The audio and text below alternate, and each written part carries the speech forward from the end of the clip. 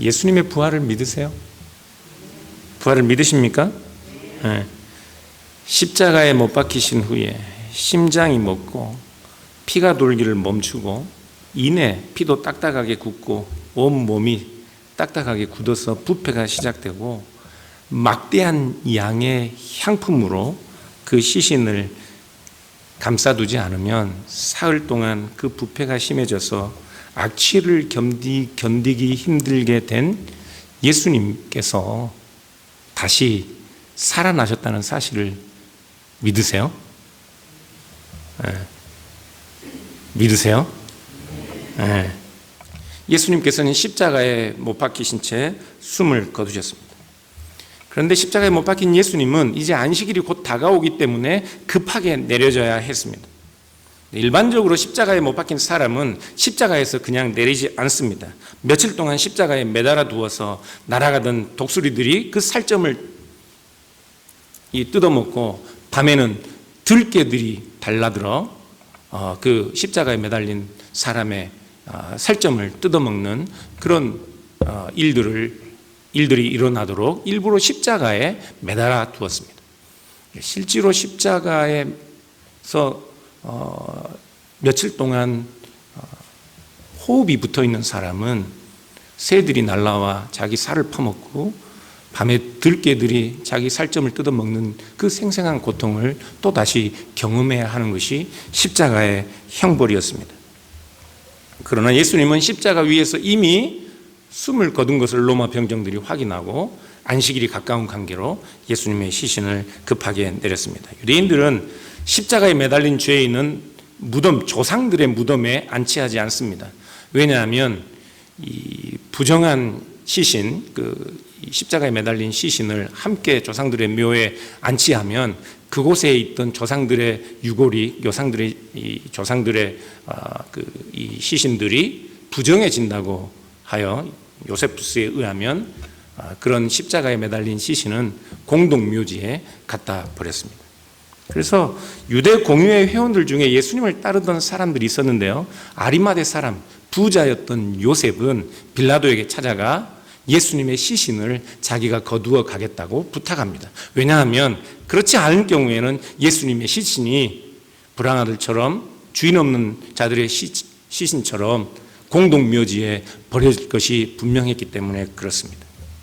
빌라도는 공유의 유력자였던 부자 아리마대 사람 요셉의 청을 들어 그에게 예수님의 시신을 내어줍니다. 그 공유의 회원 중에 또 예수님을 따르던 사람이 한 명 있습니다. 니고데모입니다. 니고데모는 예수님의 시신을 단장할 여러 가지 향품들을 섞어서 급하게 약 60파운드 정도 되는 양을 가지고 예수님의 시신을 수습하기 위해 찾아왔습니다. 마가복음 15장 42절을 보면 아리마대 사람 요셉이 예수님의 시신을 빌라도에게 요구할 때 이미 날이 저물었다, 그렇게 말씀하고 있습니다. 그래서 안식일이 시작되기 전에 해가 지고 날이 저무는 그 상황이기 때문에 아리마대 사람 요셉과 니고데모는 예수님의 시신을 꼼꼼히 단장하는 것이 아니라 급하게 단장해서 요셉이 자신을 위해 동굴을 파서 마련해 두었던 새 무덤에 급하게 시신을 안치하고 서둘러 그것을 떠나야 했습니다. 마가복음 15장 46절 47절을 보면 그 상황을 지켜보고 있던 사람들이 있었습니다. 요셉이 세마포를 사서 예수를 데려다가 그것으로 싸서 바위 속에 판 무덤에 넣어두고 돌을 걸려 무덤 문에 놓는 장면을 막달라 마리아와 요새의 어머니 마리아가 지켜보고 있었습니다. 이들은 예수님의 십자가 아래 가슴을 치며 슬피 울던 여인들입니다. 그런데 예수님의 시신마저도 꼼꼼하게 수습되지 않고 급하게 수습되는 것을 보고 하루 안식일 동안 내내 안식하지 못하고 안식일이 지난 그 다음날 아침 일찍 예수님의 무덤을 다시 찾았습니다. 예수님의 시신을 급하게 수습한 것을 보았기 때문에 그들은 다시 향품을 더 풍족히 가져와서 예수님의 시신을 제대로 수습하려고 했던 것입니다. 오늘 요한복음 20장 1절을 보면요, 막달라 마리아가 혼자 무덤을 찾은 것처럼 그렇게 되어 있습니다. 그런데 다른 복음서들을 보면 막달라 마리아 혼자가 아니라 여러 여인들이 함께 예수님의 무덤을 찾았습니다. 그런데 요한복음 20장도 막달라 마리아 한 사람을 언급하고 있지만, 그러나 많은 여러 여인들이 함께 참여했다는 것을 우리에게 보여주고 있는데, 20장 2절을 보면 마리아가 예수님 시신이 없어진 걸 보고 예수님의 제자들에게 달려와서 하는 말이, 사람들이 예수님의 시신을 어디로 가져갔는지 우리가 알지 못합니다 라고 말한다고요. 그래서 비록 요한복음 20장 1절은 마리아 한 사람의 이름을 거론하고 있지만, 마리아가 다른 여인들과 함께 예수님의 무덤을 향해 갔던 것을 우리가 짐작하고 할 수 있습니다. 마리아는 예수님의 시신이 없어진 것을 보고 사람들이 시신을 훔쳐간 것으로 생각했습니다. 사람들이 예수님의 시신을 훔쳐갔다. 그 사람들은 누굴까요? 마리아가 생각했던 사람들은 예수님의 제자들이었을까요? 네. 이 마리아는 유대인들이 또 다른 무슨 꿍꿍이로 예수님의 시신을 훔쳐갔을 거라 그렇게 생각한 것입니다. 그래서 오늘 본문 3절, 5절을 같이 한번 볼까요? 이 이야기를 들은 베드로와 요한의 행동이 나옵니다. 같이 읽어보겠습니다. 베드로와 그 다른 제자가 나가서 무덤으로 갈새 둘이 같이 다름질하더니 그 다른 제자가 베드로보다 더 빨리 달려가서 먼저 무덤에 이르러 구부려 세마포 놓인 것을 보았으나 들어가지는 아니하였더니, 예수님의 시신이 없어졌다는 말을 듣자마자 예수님이 사랑하시던 제자, 이 복음서를 기록한 요한과 베드로는 사정없이 예수님이 계시던 무덤으로 달렸습니다. 젊은 요한은 나이 든 베드로보다 훨씬 빨리 달렸습니다. 그러나 요한은 들어가지 못했습니다. 예수님의 빈 무덤에 들어가지 못했어요. 왜냐하면 그에게는 아직 예수님께서 다시 살아나실 것에 대한 아무런 생각이나 기대 자체가 없었기 때문에 그렇습니다. 마태복음 27장을 보면 예수님을 십자가에 못 박인 유대인들이 빌라도를 찾아가 청을 합니다. 그래서 결국 빌라도의 병사들과 유대인들의 하수꾼들이 예수님의 무덤을 지키게 합니다. 그리고 예수님의 무덤 돌에 임봉을 하여 그 무덤을 여는 것 자체가 로마의 권위에 대항하는 것으로 그렇게 시행하였습니다. 무덤을 임봉했어요. 그런데 시신이 사라졌다면 그것은 로마의 군대가 지키고 있는 시신을 가져간 것입니다. 로마의 군대에 대항한 거예요. 그래서 요한은 비록 무덤이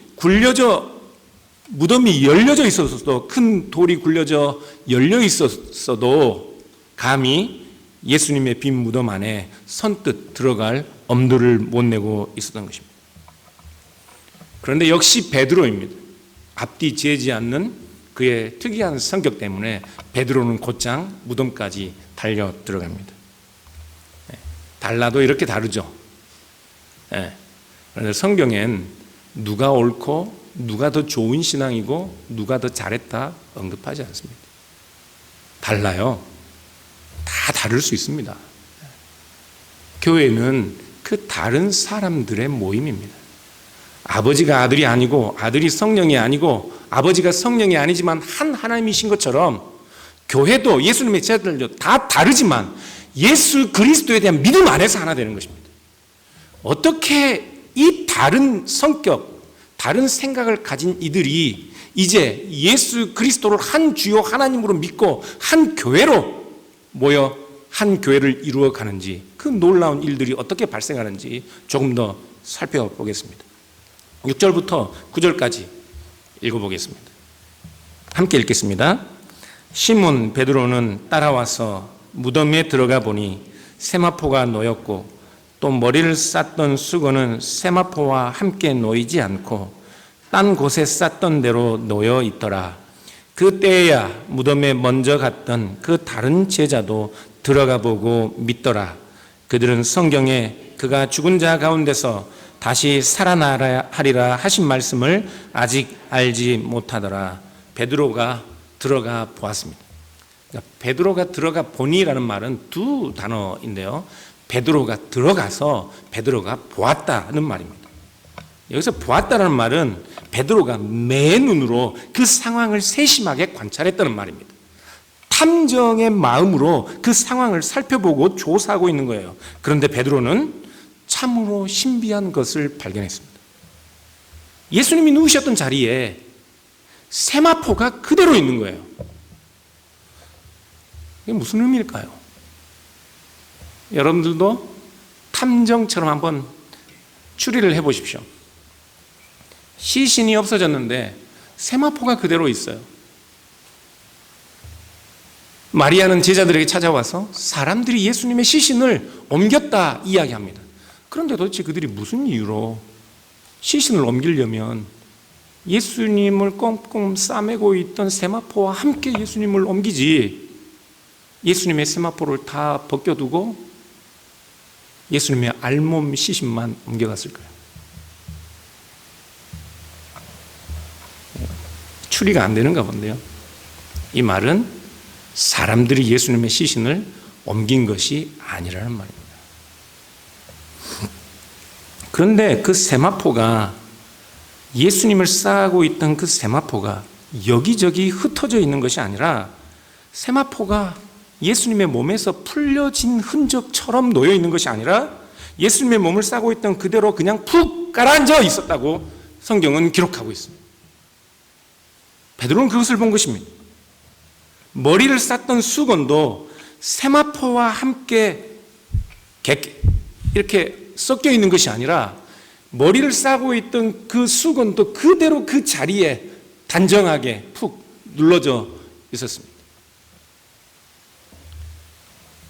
마치 문이 잠겨 있는 방에 모든 사방이 막혀 있는 곳에 예수님께서 그 방 안에 그냥 들어오셔서 제자들을 만나신 것처럼 예수님을 꽁꽁 싸매고 있던 세마포와 그 머리 수건을 그대로 두고 예수님의 몸만 빠져나오신 것입니다. 예수님의 사랑을 받던 제자도 베드로를 뒤따라와 그 광경을 보고, 그리고 그 신비한 광경 때문에 요한도 비로소 믿게 되었습니다. 그 광경은 예사로운 광경이 아니었습니다. 9절에 말씀하는 것처럼 지금 예수님의 제자들은 성경에서 예수님께서 다시 살아나리라 하신 말씀을 전혀 상상도 하지 못하고 있었습니다. 구약 성경에서 예수님에 관하여 예언된 그 이야기들을 그들은 예수님의 이야기로 읽을 수 있는 지혜도 눈도 안목도 가지고 있지 못했습니다. 하물며 예수님께서 3일 만에 다시 살아날 것에 관한 구약 성경의 예언이나 상징적인 사건들도 그들은 예수님과 관련하여 이해할 수 없었던 것이, 왜냐하면 그 모든 이야기들은 이스라엘이 회복되고 이 세상 마지막 날 하나님을 믿는 하나님의 백성들이 사망 가운데서 다 함께 일어나는 이야기로 읽었기 때문에 그들은 결코 예수님 한 사람이 다시 일어날 것이라는 기대와 생각을 갖지 못했던 것이라. 그런데 빈 무덤에서 그들이 발견한 것은 예수님께서 실제로 그 자리에서 그대로 일어나신 것이었습니다. 그래서 믿었습니다. 그래서 믿었어요. 고린도전서 15장 4절을 보면 바울이 그리스도는 장사되었다가 성경대로 사흘 만에 다시 살아나셨다 말씀합니다. 바울도 예수님이 십자가에 죽으시고 부활하신 사건을 구약 성경에 예언된 대로 사흘 만에 살아나셨다라고 해설하고 있습니다. 이 바울의 해설도 결국은 오늘 요한복음 20장 이 사건에 대한 바른 이해 이후에 온 것입니다. 이 사건 이전에 그 어느 누구도 구약 성경의 예언이 예수님에 관한 예언이었다 믿지 못했다고요. 그렇다면 구약 성경은 예수님의 부활에 관하여 어떤 이야기들을 하고 있습니까? 예수님에게 예수님에 관한 특별한 표적을 구하는 바리새인들에게 악한 세대가 표적을 구한다는 말씀하시고 내가 너희들에게 보여줄 표적은 요나의 표적밖에 없다 말씀하셨습니다. 그리고 나서 마태복음 12장 40절에 이렇게 말씀하십니다. 요나가 밤낮 사흘 동안 큰 물고기 뱃속에 있었던 것 같이 인자도 밤낮 사흘 동안 땅속에 있으리라 말씀하셨습니다. 예수님은 자기 자신이 요나의 사건처럼 요나가 예수님 자신의 죽음과 부활을 상징하고 예언하는 사건으로 예수님은 읽었지만 지금까지 어떤 제자들도 요나의 이야기를 예수님의 이야기로 읽지 못했다고요. 유대인들에게 부활은 개인 한 사람의 이야기가 아니었습니다. 더더구나 십자가에 저주받은 자처럼 죽임당한 예수가 부활한다는 이야기는 유대인들의 신앙 체계 안에서는 만들어낼 수도 상상할 수도 없는 이야기였습니다. 이사야서 26장 19절을 보면 주의 죽은 자들은 살아나고 그들의 시체들은 일어나리이다. 티끌에 누운 자들아 너희는 깨어 노래하라. 주의 이슬은 빛난 이슬이니 땅이 죽은 자들을 내놓으리라. 이사야 선지자는 땅이 죽은 자들을 내어놓는 부활에 관한 이야기를 하지만 예수님에 관한 이야기가 아니라 이스라엘 전체의 회복에 관한 예언처럼 말씀하고 있다고요. 부활에 관한 대표적인 본문이 에스겔서 37장입니다. 37장 13절을 보면 내 백성들아 내가 너희 무덤을 열고 너희로 거기에서 나오게 한즉 너희는 내가 여호와인 줄 알리라 말씀합니다. 이런 모든 말씀들을 유대인들은 이스라엘의 회복의 이야기로 읽고 있었던 것입니다. 그러나 예수님의 빈 무덤에서 사도 요한과 베드로는 예수님께서 말씀하셨던 대로 사흘 만에 살아나신 것을 믿게 되었던 것입니다.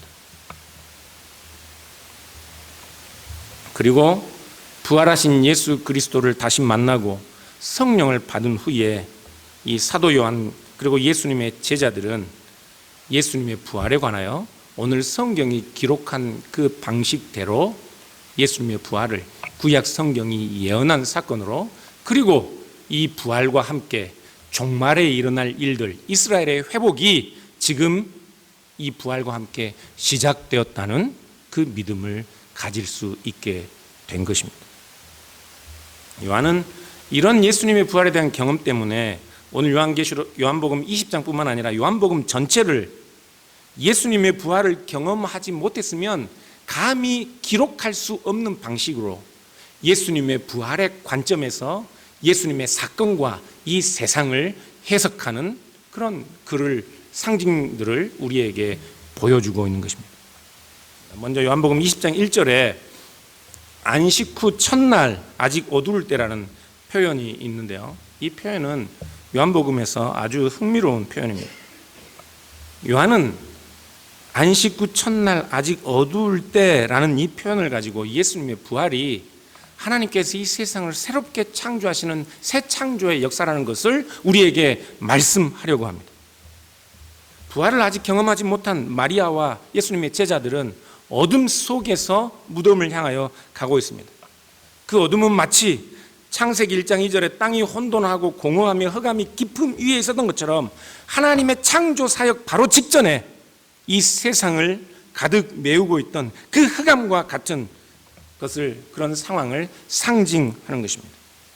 그런데 이제 곧 예수님의 부활과 함께 마치 그 어둠을 물리치고 빛의 창조 역사가 일어난 것처럼 빛이신 예수 그리스도께서 무덤 문을 열고 나오게 될 것입니다.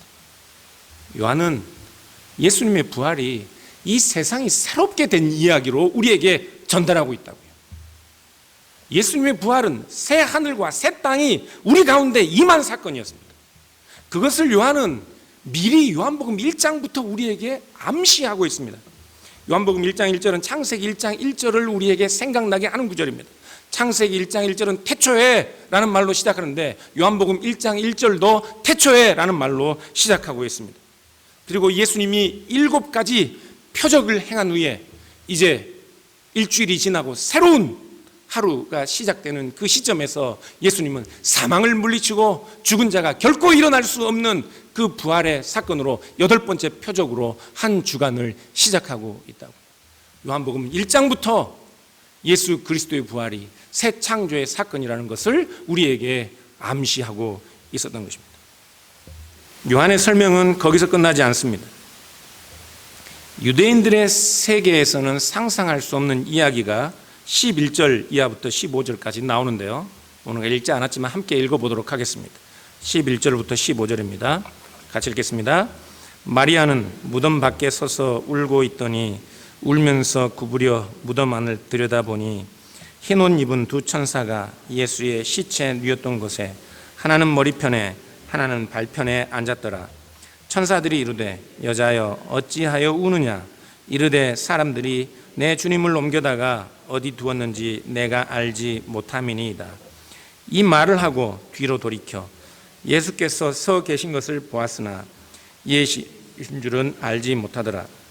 예수께서 이르시되 여자여 어찌하여 울며 누구를 찾느냐 하시니 마리아는 그가 동산지기인 줄 알고 이르되 주여 당신이 옮겼거든 어디 두었는지 내게 이루소서 그리하면 내가 가리이다. 제자들이 돌아간 후에 예수님의 시체를 누가 훔쳐갔다고 믿는 마리아는 여전히 슬픔 가운데 무덤 안을 쳐다보며 울고 있습니다. 그때 마리아는 특별한 광경을 목격합니다. 예수님의 시신이 누웠던 그 머리편과 그 발편에 흰옷 입은 두 천사가 앉아 있는 것입니다. 마치 성전 지성소의 언약궤 위에 있는 두 천사의 날개로 그 케루빔 언약궤가 장식되어 있던 것처럼 예수님의 시신이 누워있던 그곳에 머리와 발끝에 두 천사가 앉아 있는 것입니다. 창세기 1장에서 세상 만물을 창조하시는 분은 하나님이십니다. 그런데 창세기 1장에서도 하나님 그 세상을 창조하실 때 혼자 힘으로 하신 것이 아니라 하나님의 말씀으로 세상을 창조하셨습니다. 말씀이신 그리스도는 창세기 1장에서도 이 세상을 창조하시는 하나님의 사역에 함께 계셨습니다. 그리고 지금 이제 그 지성소에 천사들의 날개로 상징되는 그 하나님이 계신 그 공간이 마치 예수님이 누우셨던 무덤을 상징하는 것처럼 예수 그리스도는 그 지성소가 상징하는 그 여호와 하나님과 동일한 분이심을 빈 무덤의 두 천사의 이야기는 우리에게 가리키고 있는 것입니다. 이 예수가 누구냐고요? 십자가에 못 박혀 죽으셨다가 다시 살아나신 이 예수 그리스도, 그는 단순히 한 사람이 죽었다 다시 살아난 이야기가 아니라 이 예수가 창세기에 등장하는 여호와 하나님, 이스라엘 백성들이 믿고 있는 유일하신 한 하나님이며 우리가 그 백성들이 그 거룩하신 하나님을 만날 수 있는 유일한 공간 지성소의 언약궤와 같은 분이라는 사실을 우리에게 말씀하고 있다고. 그렇기 때문에 예수 그리스도가 아니면 아무리 많은 사람들이 여호와 하나님을 부르고 하나님을 불러도 하나님과 교제하고 하나님의 생명을 공급받을 수 있는 길이 없는 것입니다. 오직 예수 그리스도만이 그 언약궤 지성소가 가리키고 있었던 참된 실제요 참으로 하나님이 거하시는 하나님의 성전이라는 것을 우리에게 말씀하고 있다고요. 예수님의 부활 사건은 그런 사건입니다. 그렇기 때문에 그 어느 누구도 이 부활 사건을 허구로 만들어낼 수 있는 종류의 이야기가 될 수 없다고요. 왜? 유대인들에게는 예수님은 실제로 부활하신 것입니다. 요한복음 1장은 미리 14절에 예수님이 우리의 참된 성전이라는 사실을 이렇게 말씀하셨습니다. 말씀이 육신이 되어 우리 가운데 거하심에 우리가 그의 영광을 보니 아버지의 독생자의 영광이요 은혜와 진리가 충만하더라. 여기서 거한다는 말은 하나님이 그 백성 가운데 거한다는 말과 같은 말입니다. 그런데 하나님께서 구약 성경에 그 백성 가운데 거하시는 것에 대한 상징이 무엇이었습니까? 하나님께서 우리 가운데 계시다는 것에 대한 상징이 뭐였어요? 성전이었습니다. 성전이 하나님이 우리 가운데 계시다는 것에 대한 상징이었습니다. 그래서 요한복음 1장 14절의 말씀은 예수 그리스도가 요한복음 1장 14절, 요한복음 1장부터 예수 그리스도가 우리의 참된 성전, 하나님이 우리 가운데 거하시는 분이라는 말씀을 하고 있는 것입니다. 예수님은 예루살렘 성전에 들어가서 유대인들에게 너희가 이 성전을 허물어라 내가 사흘 동안 다시 일으키겠다 말씀하셨습니다. 그런데 그때는 아무도 예수님의 말씀을 이해하지 못했습니다. 그러나 사도 요한은 예수님의 말씀 밑에 주석을 달아 놓았다고요. 이는 예수가 성전된 자기 육체를 가리켜 말씀하신 것이라.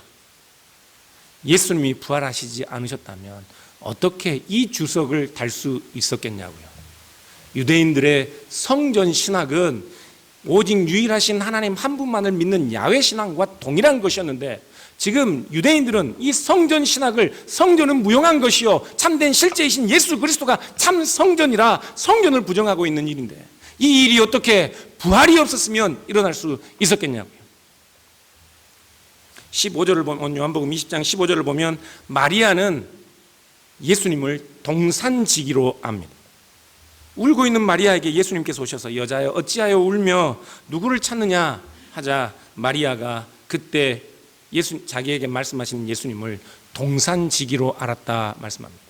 동산지기라는 용어는 복음서 중에 요한복음에만 나옵니다. 이 요한복음 특별하게 이 용어를 가지고 우리에게 설명하고 싶은 것이 있는 것입니다. 동산이란 말은 그곳이 과수원이나 아니면 농장이 있는 곳을 의미합니다.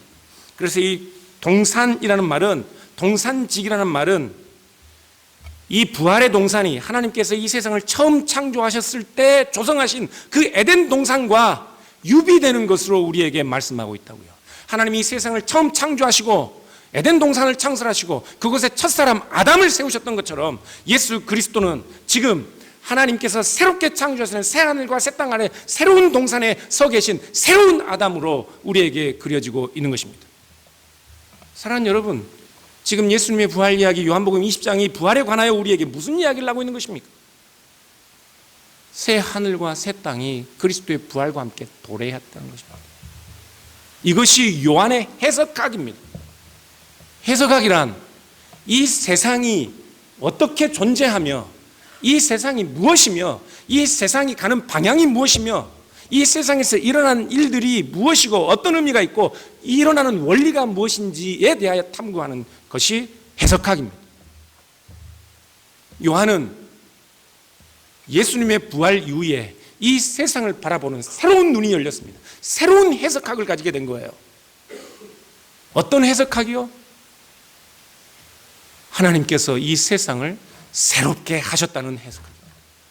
이 세상에 일어나는 모든 일들은 예수 그리스도의 십자가와 예수 그리스도의 부활을 통해 재해석되고, 이제 그들이 사는 날들, 그들이 사는 나라, 그들이 사는 모든 삶은 십자가에 못 박히신 우리 주님께서 다시 부활하셔서 세상 모든 만물들의 참된 주가 되시고 하나님 보좌 우편에서 이 세상을 거룩한 말씀으로 다스리시는 그 나라를 우리가 산다는 것에 대한 해석학을 갖게 된 것이라.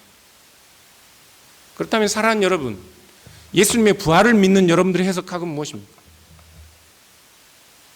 예수님께서 부활하셨습니다. 제가 처음 믿습니까? 하고 물었을 때 여러분들은 거리낌 없이 아멘 했습니다. 그 아멘으로, 그 믿음으로, 예수님의 부활을 믿는 믿음으로 여러분들은 이 세상을 어떻게 보고 계십니까? 여전히 여러분들은 이 세상이 힘과 권력과 돈과 자기 자랑과 자기 능력이 나를 높여주는 세상으로 그렇게 기대하고 또 그런 방식으로 사십니까?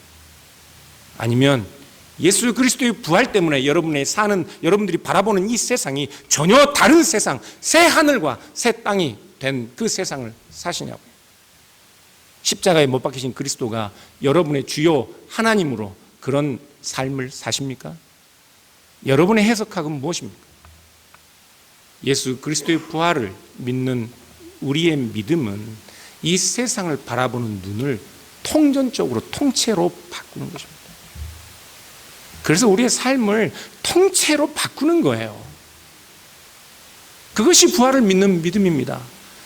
이 예수님의 제자들이 빈 무덤에 들어가 세마포가 남겨진 것을 보고 비로소 믿고 예수님의 부활을 경험한 후에 그들의 모든 삶이 바뀐 것처럼 우리도 동일한 믿음을 가지고 있습니다. 그렇다면 사도 요한의 해석학은 우리의 해석학이 되어야 합니다. 하나님께서 세상 종말에 이 세상을 새롭게 하시는 것일 뿐만 아니라 그 일을 미리 지금 예수 그리스도의 부활과 함께 시작하시고 우리를 부르셔서 그 종말에나 누릴 수 있는 하나님의 영광스러운 교제와 생명 안에 참여하게 하셨습니다. 우리는 그 세상을 삽니다. 그러니 사랑하는 여러분, 우리의 뜻, 우리의 생각, 우리의 욕심, 우리의 경험으로 이 세상을 보지 마시고 십자가에 못 박히신 그리스도가 우리의 주요 하나님 되셨다는 그 부활 신앙 가운데서 이 세상을 보고 일어난 일들을 관찰하고 그렇게 사실 수 있기를 주님의 이름으로 축원합니다. 기도하겠습니다.